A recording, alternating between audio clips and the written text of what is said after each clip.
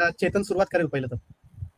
अरे वा, तर सुरू करूया. आपल्या सोबत आहे चेतनकडे बॉल फेकण्यात आलेला आहे, जसे वेगवेगळ्या पक्षांमध्ये लोक फेकण्यात येत आहेत. आता मी बॉल तिसऱ्या माणसाकडे फेकतो, तो म्हणजे सौरभ तोरावडे. मी तुम्हाला सांगू जर इच्छितो, माहिती या दोघांनी माझा माईक बंद करून ठेवला होता. माझा आवाज दाबण्याचा प्रयत्न इथं निवडणुकीच्या अगोदर झालेला आहे. आणि माझा आवाज दाबण्याचा प्रयत्न झालाय, कारण हे दोघं ज्या पक्षाच्या बाजूने उभे राहतात त्याच्या मी विरोधात उभा राहतो.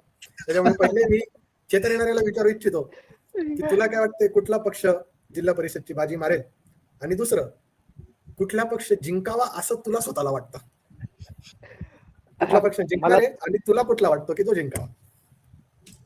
बघ, जिंकणार तर बीजेपी आहे, हे रिझल्ट किंवा जे काय डाटा येतात त्याच्यातून काय कळतंय, किंवा जे राजकारण झालंय. पण मला तर वाटतं वन अँड ओनली राष्ट्रवादी यावं. कुठला राष्ट्रवादी? आता कोणतं यावं, पण यावं राष्ट्रवादी तर यावं. कामं तर होतात आमच्याकडे त्यांच्याकडूनच. खरं तर राष्ट्रवादी वेगळी नाहीच राहत. ज्यांना माहिती नसेल ना, ते हा चेत्या पिंपरी चिंचवडचा आहे, त्याच्यामुळे हा काय सांगू, राष्ट्रवादी फॅन इकडं. विश्वजित, कोण जिंकणार आहे? माझं- पण तुला माझं कोण तर हेच जिंकावं वाटतंय? मला पण असं वाटतंय की पहिलं तर राष्ट्रवादीचं यावं, आणि खरं तर दुसरं मला असं वाटतंय की राष्ट्रवादी येईलच, कारण की एक भावनिक लाट पण आहेच, जिचा आपण पुढे बोलूच. पण असं वाटतंय की राष्ट्रवादी येईल. आणि आता काय दोन्ही काही वेगळ्या नाहीयेत, सगळे लढतायत तर घड्याळावरच. आयुष्यात घड्याळ फार